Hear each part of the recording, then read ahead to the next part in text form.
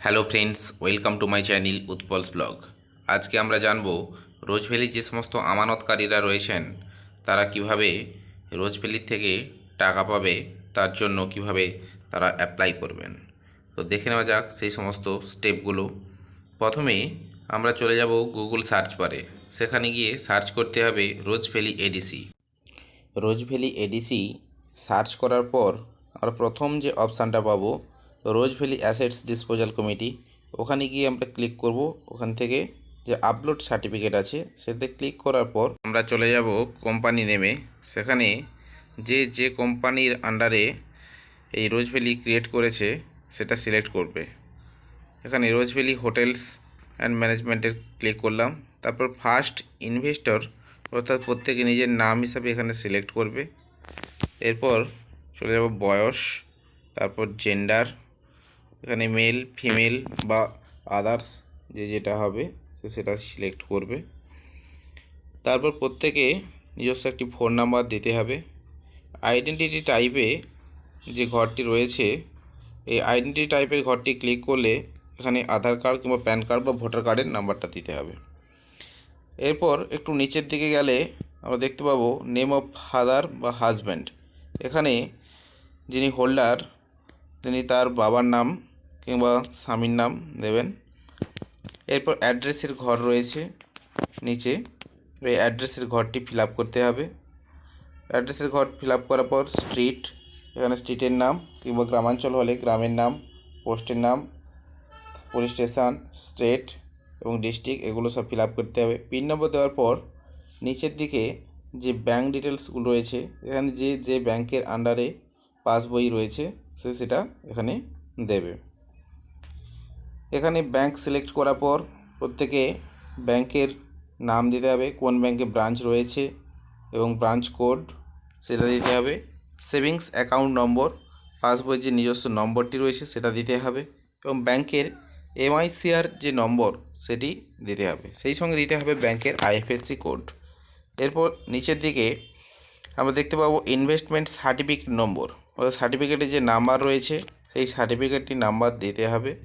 তারপরে ঘরে যিনি ইনভেস্টর তার নিজের নাম দেবেন, নমিনি যদি থাকে তাহলে নমিনির নাম দেবেন কিংবা আদার্স অন্যান্য কোনো সূত্র মারফত যদি তিনি এই লিগেল বা বৈধ হন তাহলে তিনি তার নিজস্ব নাম দেবেন। এরপর ডেট অফ ইনভেস্টমেন্ট, অর্থাৎ কবে তিনি আমানতকারী প্রথম এই ইনভেস্ট করেছিলেন সেই তারিখটা দেবেন।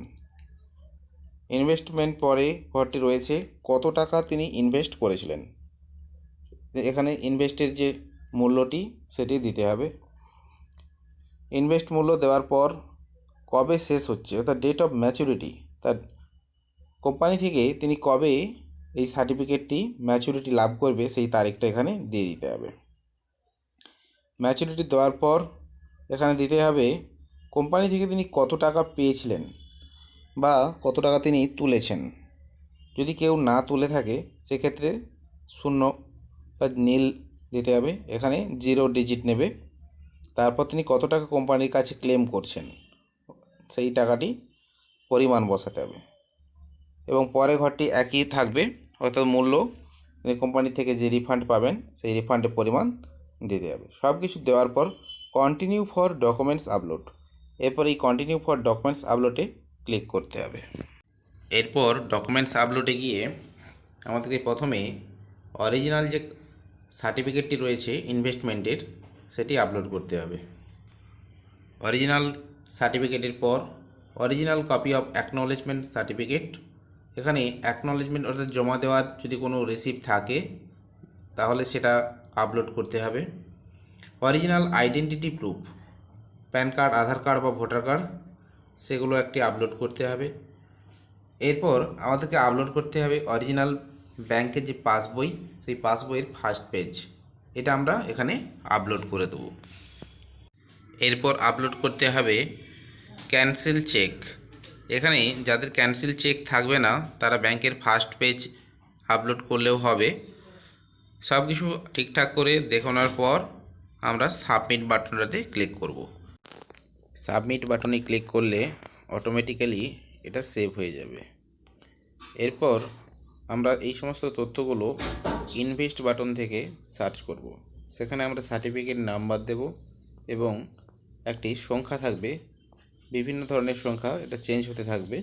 সেই সংখ্যাগুলো দিলেই একটি সার্চ বাটনে অপশান চলে আসবে, তখন আমরা সার্চ করব। সার্চ করলে এই সমস্ত তথ্যগুলো সবগুলোই পাওয়া যাবে এবং সেখান থেকে দেখা যাবে আমানতকারীদের পুরো ডিটেলস। ভিডিওটি ভালো লাগলে চ্যানেলটাকে লাইক করো, শেয়ার করো আর সাবস্ক্রাইব করো। সবাইকে অনেক অনেক ধন্যবাদ।